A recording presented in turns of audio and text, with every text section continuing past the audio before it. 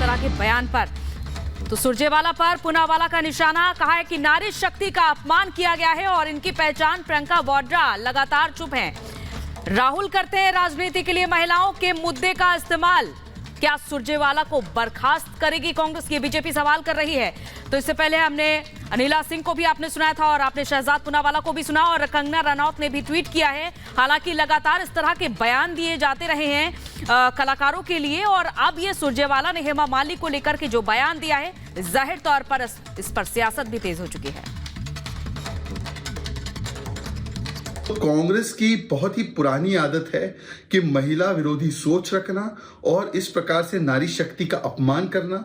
UCC हो, शाहबानू हो, शायरा बानू हो, 3 तलाक केस हो, हर जगह उन्होंने कट्टरपंथियों का साथ दिया है और वोट बैंक के लिए महिलाओं के अधिकारों का हनन किया है। और आज भी महिला विरोधी सोच जो आई है सामने, ये वही रणदीप सुरजेवाला है जिन्होंने कहा जनता राक्षस होती है। क्या प्रियंका जी लड़की हूं, लड़ सकती हैं, कहती हैं, उन पर कार्रवाई करेगी? क्या राहुल गांधी कार्रवाई करेंगे, या ये केवल और केवल अपने वोट को बढ़ाने के लिए महिलाओं की बात करते हैं परंतु कोई कार्रवाई नहीं करते?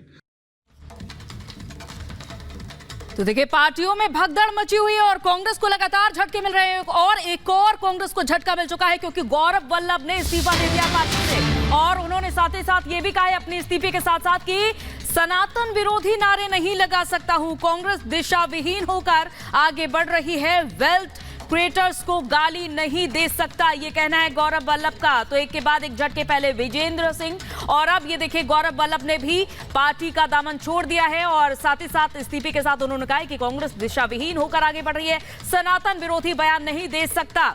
एक के बाद एक देखिए, अब कुछ ही वक्त बाकी है, चुनाव में कुछ ही दिन बाकी है और उससे पहले पहले पार्टी के तमाम बड़े दिग्गज कांग्रेस का दामन छोड़कर जा रहे हैं और अब उन्होंने कहा है कि सनातन विरोधी नारे नहीं लगा सकता हूं क्योंकि कांग्रेस दिशा विहीन होकर सुजाता आगे बढ़ रही है। बिल्कुल, तो कांग्रेस को झटके पे झटका मिल रहा है। गौरव वल्लभ प्रवक्ता रहे हैं और अब उन्होंने इस्तीफा दे दिया है। अध्यक्ष खड़गे को इस्तीफा अपना भेजा है और ये कहा है कि उनका कारण ये है कि वो सनातन को गाली नहीं दे सकते हैं, सनातन विरोधी नारे नहीं लगा सकते हैं और वेल्थ क्रिएटर्स यानी जो उद्योगपति हैं देश के, उनके खिलाफ जिस तरह का नैरेटिव चलाया जा रहा है वो उसका हिस्सा नहीं बनना चाहते हैं। आक्रामक प्रवक्ता गौरव वल्लभ पिछले कुछ दिनों से नजर नहीं आ रहे थे और अब पता चला है कि उनके नजर न आने का कारण क्या है। वो नाराज हैं पार्टी से और पार्टी से इस्तीफा देने का ऐलान कर दिया। हालांकि इसके बाद क्या होगा, क्या वो नई राजनीति की पारिश की शुरुआत करेंगे, क्या वो किसी और पार्टी में जाएंगे, क्या वो बीजेपी में जाएंगे, तमाम चीजें हैं। लेकिन फिलहाल आपको दिखाते हैं, वो चिट्ठी में हम आपको दिखाते हैं जो इस्तीफा भेजा है। ये देखिए, प्रोफेसर गौरव वल्लभ भेजा है अपना इस्तीफा कांग्रेस पार्टी के अध्यक्ष मल्लिकार्जुन खड़गे को। एक के बाद एक इस तरह से झटके मिल रहे हैं। कांग्रेस दिशाहीन होकर आगे बढ़ रही है। सभी पदों से इस्तीफा दे दिया है। प्रवक्ता भी थे, उन पद से इस्तीफा दे दिया है। पिछली बार उन्होंने चुनाव भी लड़ा था। गौरव वल्लभ का कांग्रेस से इस्तीफा, दिशाहीन होकर आगे बढ़ रही है पार्टी। ये कहते हैं सनातन विरोधी नारे में नहीं लगा सकता, ये भी उनका कहना है। कांग्रेस दिशाहीन होकर आगे बढ़ रही है। ये तमाम तरह की बातें, नाराजगी और अब जाकर पार्टी से इस्तीफा दे दिया। तो कांग्रेस को एक के बाद एक झटके लग रहे हैं। गौरव वल्लभ के बारे में अभी हमने आपको बताया, लेकिन इससे पहले आपको बता दें कि बुधवार को बॉक्सर विजेंद्र सिंह ने भी अचानक कांग्रेस छोड़ने का ऐलान कर दिया और फिर बीजेपी में वो शामिल हो गए। बड़ा सवाल यह है कि आखिर कांग्रेस में इस तरह की भगदड़ क्यों मची हुई है।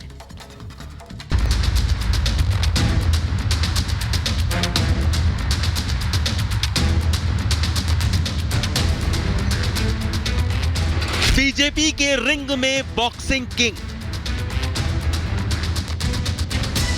विजेंद्र का पंच हाथ छोड़ बीजेपी के संग। कांग्रेस में भगदड़, विजेंद्र बीजेपी के अंदर। लोकसभा चुनाव से पहले इंडी गठबंधन और गठबंधन की पार्टियों को एक के बाद एक जो झटके लगने शुरू हुए हैं वो रुकने का नाम नहीं ले रहे हैं। कभी सपा से नेता नाराज होकर बीजेपी में खिंचे आ रहे हैं तो कभी टीएमसी, आरजेडी और आप से नेताओं का झुकाव भारतीय जनता पार्टी की तरफ बढ़ता जा रहा है। लेकिन इस गठबंधन की सबसे बड़ी और पुरानी पार्टी कांग्रेस को तो जो करंट लगना शुरू हुआ उसका झटका कई महीनों से और कई महीनों तक जारी रहने के आसार हैं। दरअसल एक आंकड़े के मुताबिक 2014 और 2021 के बीच हुए चुनावों के दौरान कुल 222 चुनावी उम्मीदवारों ने कांग्रेस छोड़कर दूसरी पार्टियों का दामन थामा, जबकि 177 सांसदों और विधायकों ने पार्टी छोड़ी और ये संख्या लगातार जारी है। कांग्रेस को बड़े झटके की बात करें तो गुलाम नबी आजाद, जयवीर शेरगिल, सुनील जाखड़, आरपीएन सिंह, हार्दिक पटेल, जितिन प्रसाद, कैप्टन अमरिंदर सिंह, ज्योतिरादित्य सिंधिया, अशोक चव्हाण समेत कई नाम शामिल हैं। लेकिन ये फहरिस्त यही खत्म नहीं होती। बुधवार को दिल्ली में कांग्रेस को एक और जोरदार झटका लगा। बॉक्सर विजेंदर सिंह ने कांग्रेस छोड़कर भारतीय जनता पार्टी ज्वाइन कर ली। विजेंदर का साफ कहना है कि वो प्रधानमंत्री मोदी की नीतियों से प्रभावित हैं, देश के विकास के लिए काम करेंगे। विजेंदर ने कहा, मैं वही विजेंदर हूं जो गलत को गलत और सही को सही कहूंगा।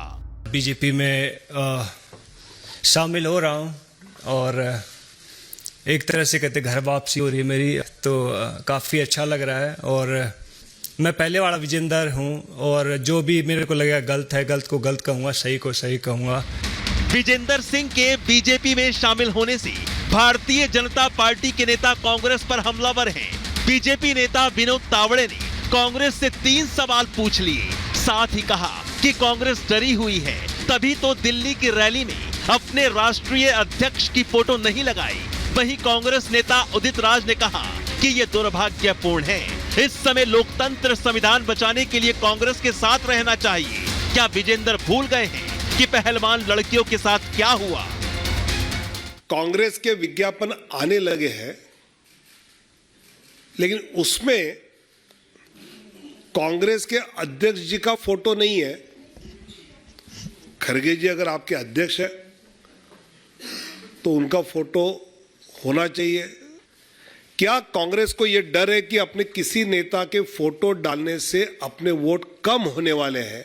दुर्भाग्य है कि इस समय लोकतंत्र बचाने के लिए, संविधान बचाने के लिए कांग्रेस के साथ रहना चाहिए। पहलवान लड़कियों के साथ क्या हुआ, भूल गए?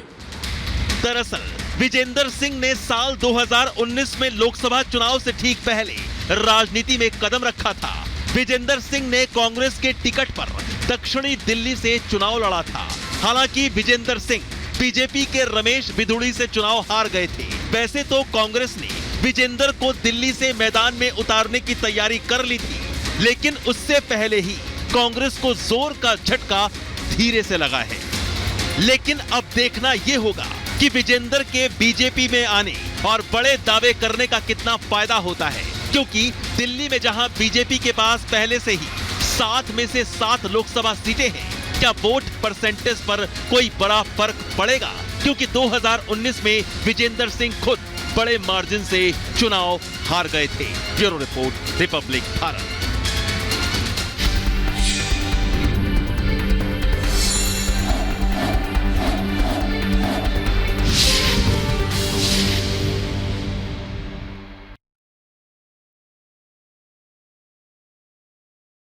हाईकोर्ट की ओर से जहां सुनवाई हुई और उसके बाद फैसला सुरक्षित रख लिया गया है। और अब ये देखिए, फैसला सुरक्षित रख लिया गया है क्योंकि दिल्ली के सीएम अरविंद केजरीवाल ने सवाल उठाया था गिरफ्तारी की टाइमिंग को लेकर, और ईडी की ओर से हालांकि ये कहा गया है कि यूं ही नहीं आरोप लगाए जा रहे हैं, उनके पास पुख्ता सबूत है। तो गिरफ्तारी की टाइमिंग को लेकर एक तरफ केजरीवाल की ओर से सवाल उठाए जा रहे हैं और रिमांड पर फिलहाल फैसला दिल्ली हाईकोर्ट की ओर से सुरक्षित रख लिया गया है।